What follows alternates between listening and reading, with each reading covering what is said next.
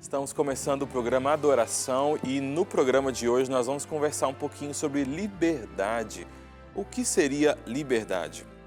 Veja, a maior das tragédias da humanidade, ela está ligada com o desejo de dominar e subjugar o outro, né? Privando essas pessoas da liberdade. Estou falando da escravidão.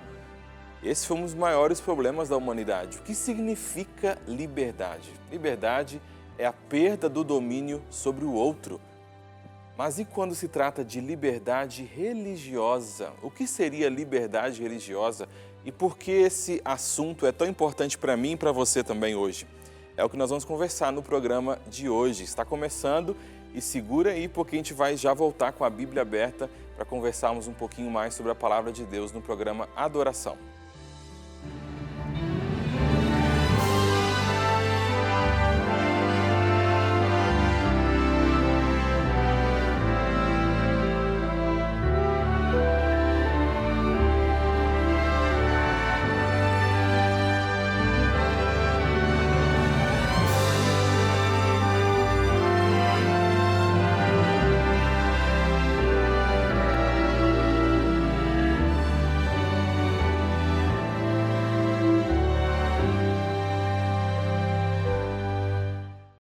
Nós já agradecemos a você pela companhia e eu quero te dizer que nós estamos em um momento muito especial aqui no Novo Tempo, onde nós finalmente, depois de algumas campanhas aí que você inclusive participou, né, do Anjo da Esperança, nós conseguimos trazer para você aí que está em casa uma nova revista, a Revista Esperança, A Máquina Humana.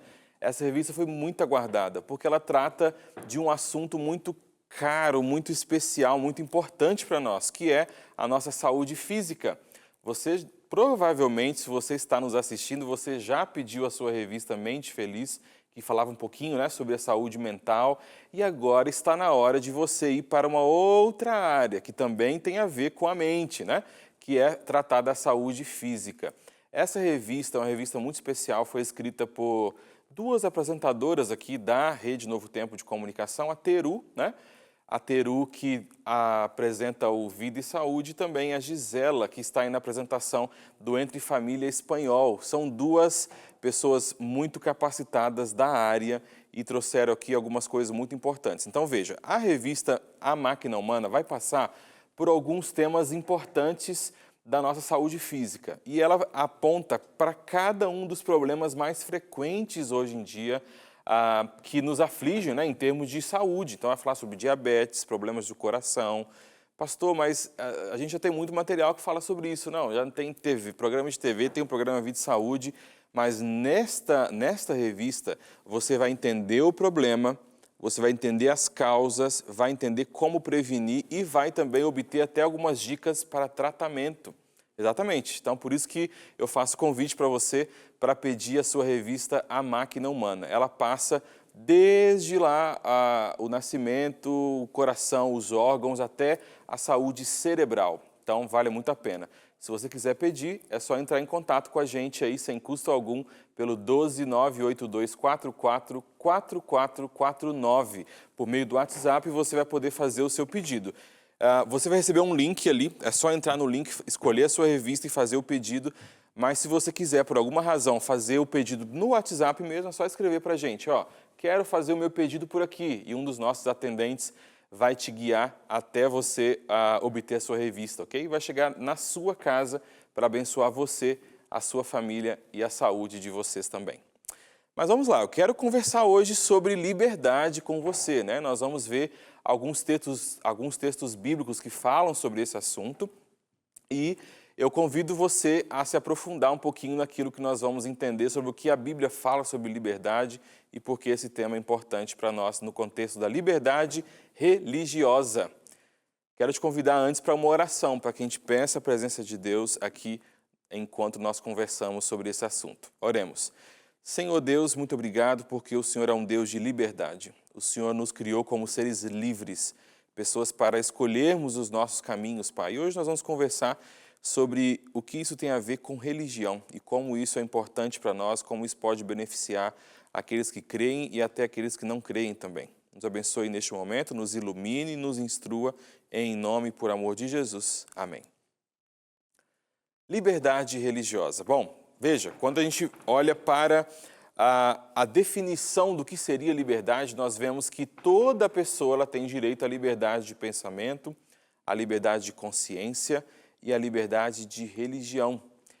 E o fato interessante aqui, importante para você e para mim, é que essa liberdade, ela inclui também a liberdade de mudar de religião e mudar de crença. Pastor, está querendo que eu mude de religião, abandone o cristianismo? Não é isso que eu quero aqui.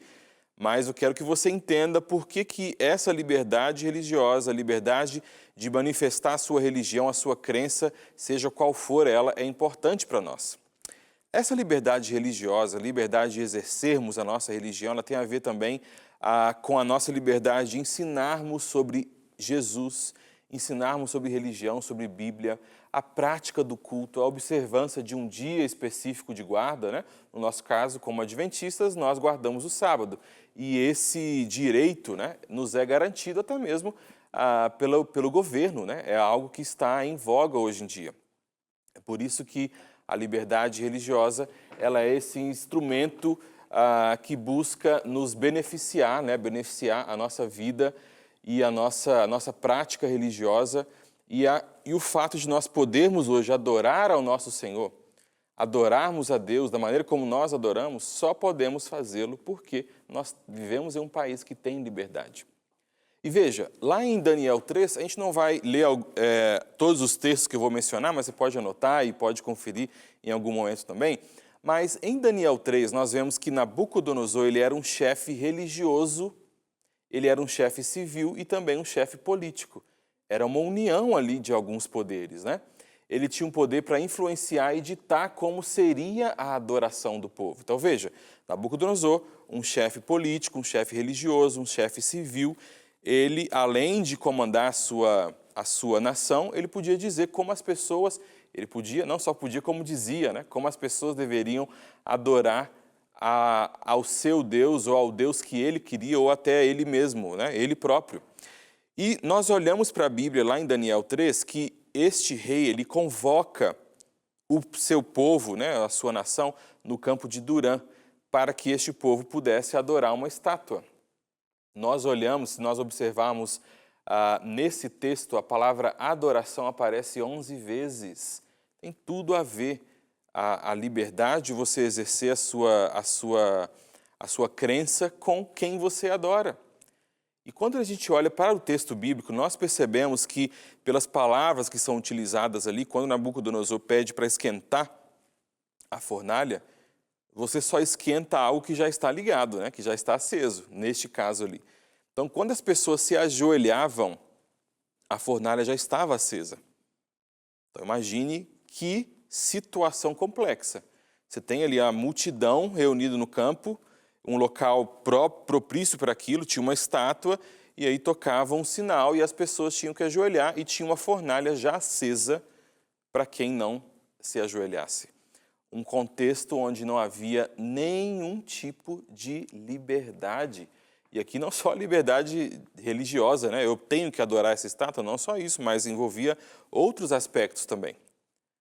Os 3 amigos de Daniel, eles não se ajoelharam. E eles foram jogados onde?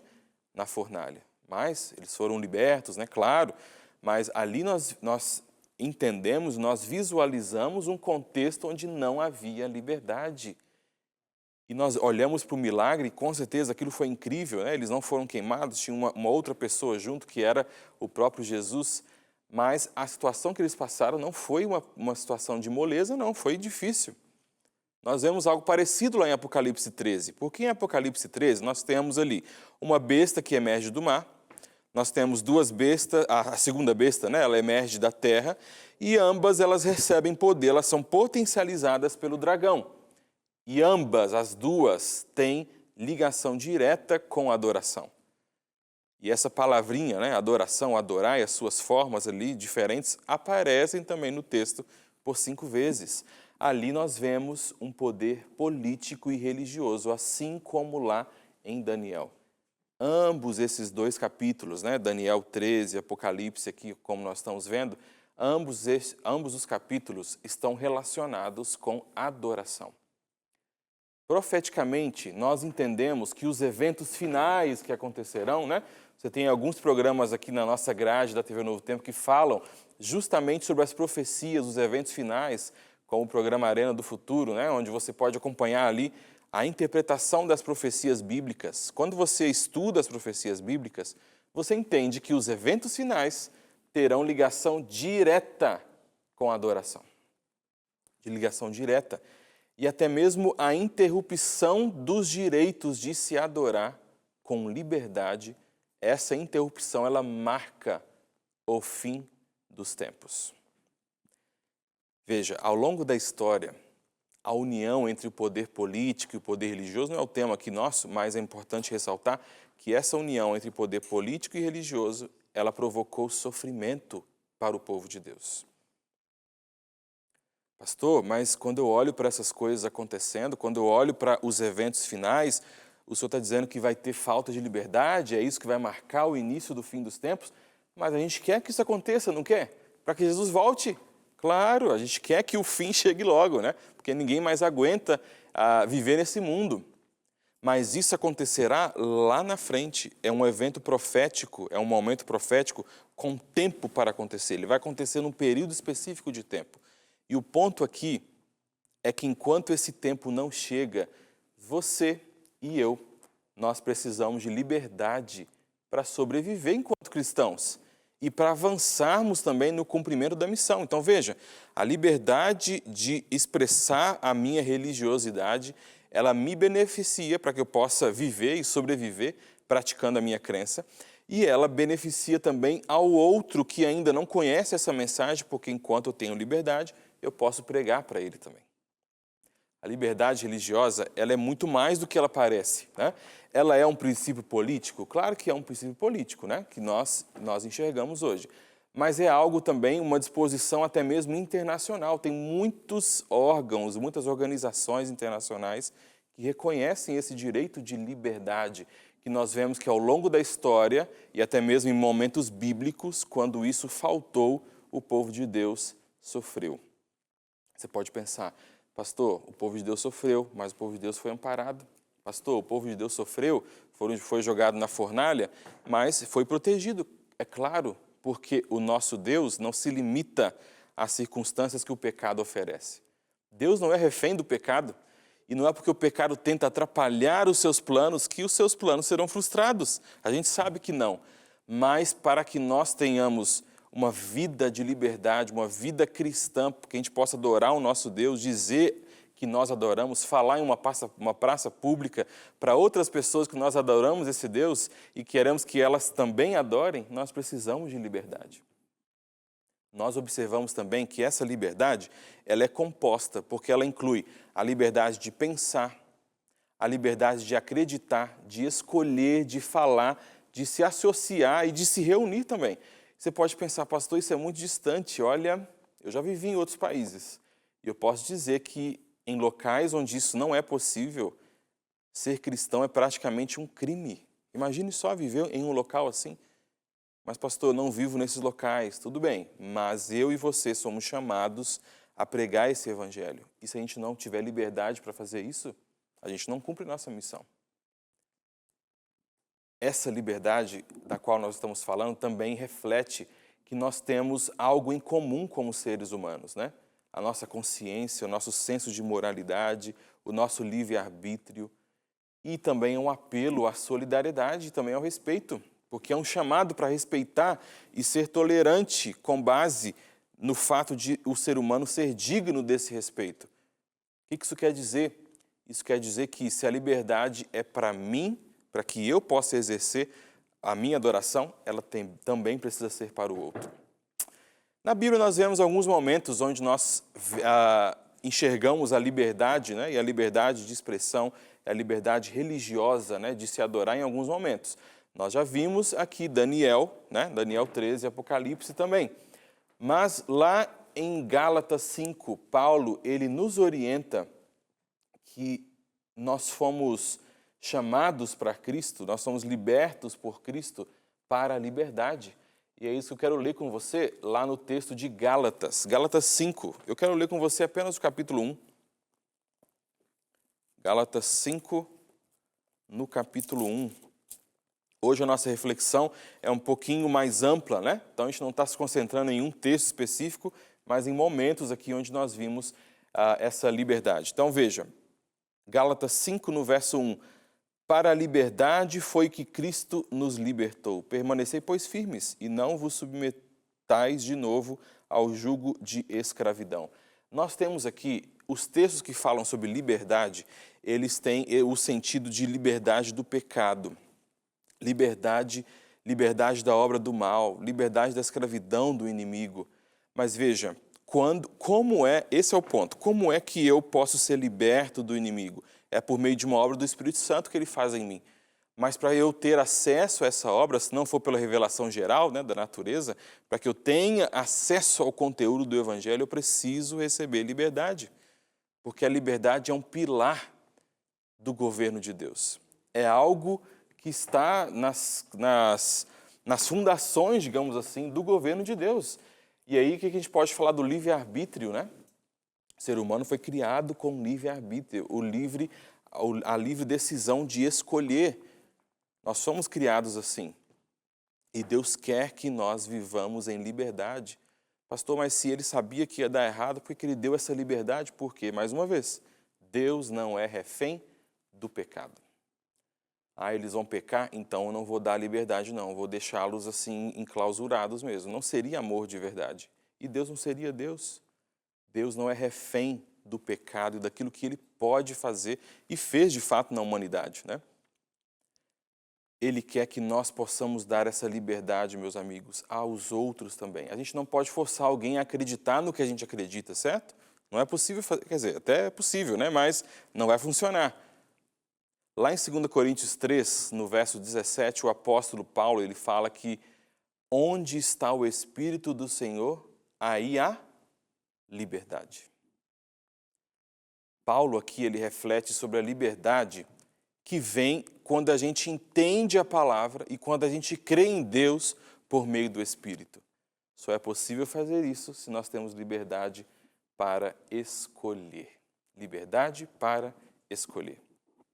No Antigo Testamento, quando nós olhamos o Êxodo, a gente vê que o êxodo do povo de Deus é uma história de liberdade. Liberdade para adorar o Deus de Israel. As festas judaicas que nós encontramos na Bíblia, Páscoa, Purim, elas significam o quê? Liberdade. Deus quer que nós sejamos livres. Imagine, ele poderia nos fazer enclausurados em um lugar onde a gente só pudesse olhar para um lugar, adorar só uma coisa, só a Ele, só algo que fosse relacionado a Ele, mas Ele nos criou com liberdade, porque a liberdade, ela precede o amor. Quando eu tenho liberdade para escolher e eu escolho amar, uau! Esse amor é genuíno. É por isso que a liberdade religiosa ela é uma necessidade. E seria um erro imaginar que essa liberdade é apenas para o povo de Deus. E aqui está um ponto muito importante.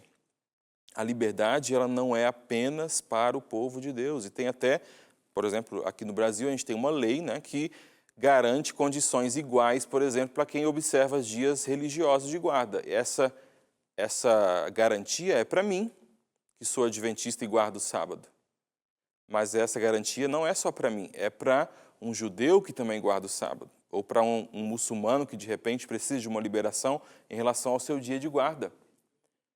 Respeitar as diferenças é algo muito importante para aquele que entende o que é liberdade. Liberdade de escolher qual é a sua religião, essa liberdade deve ser respeitada, independente de qual for a religião.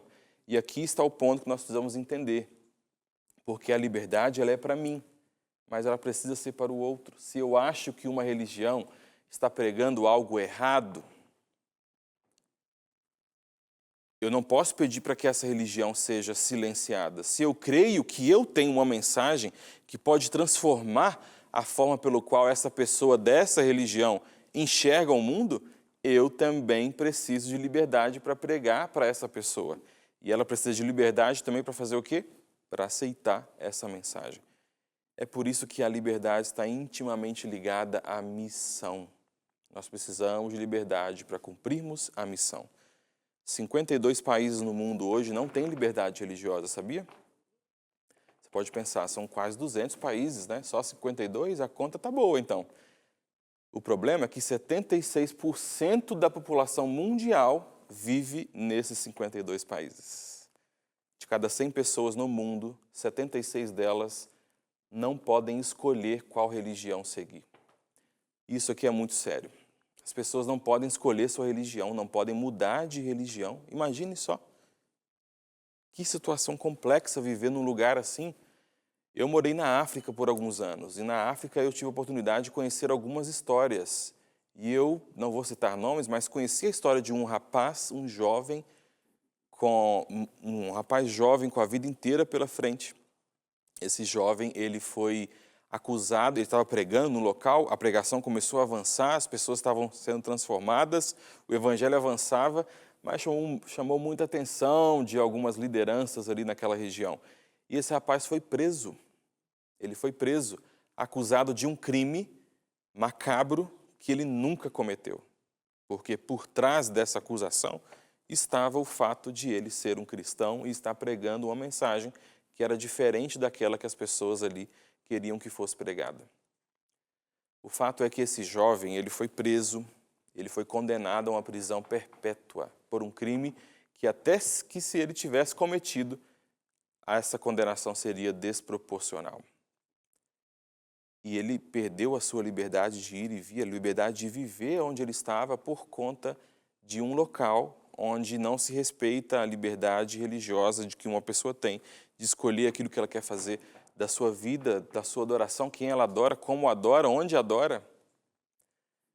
Eu tive a oportunidade de visitar esse jovem na prisão.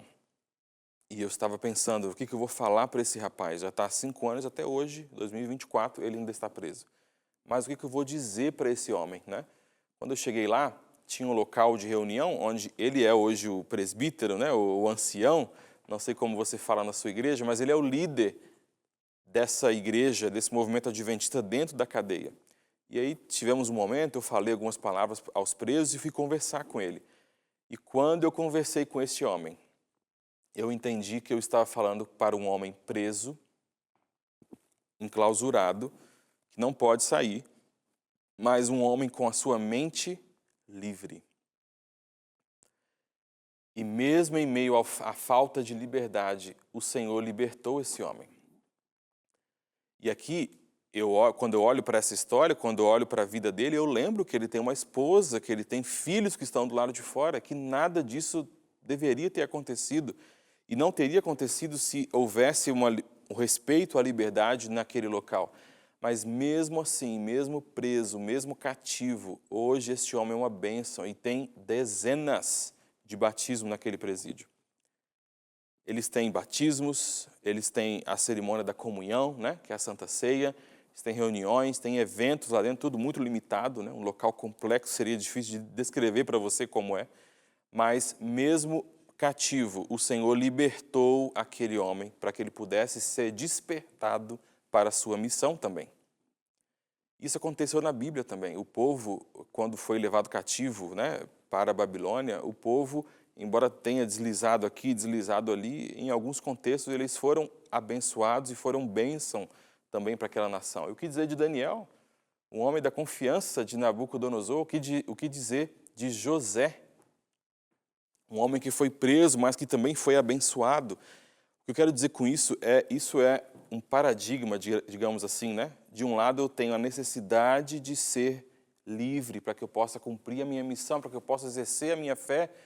Esse é um direito que nós precisamos ter para que a gente possa exercer e que a gente possa ajudar no convencimento, né? Para que o Espírito Santo converta outras pessoas a participarem dessa mesma religião. Mas é um convite também para a gente entender que, independente da circunstância, Deus é Deus. Deus não é limitado àquilo que até mesmo a nossa falta de liberdade pode nos causar. E eu te pergunto, o que você tem feito com a sua liberdade? Possivelmente você está me assistindo do Brasil, né? E no Brasil nós temos liberdade, nós somos livres, nós podemos adorar o nosso Deus. E outras pessoas também podem adorar da forma que elas querem. E por termos essa liberdade, eu posso dizer para essa pessoa, ei, eu conheço um caminho diferente. Eu conheço um caminho que pode ser melhor para você. Vem aqui que eu quero te explicar.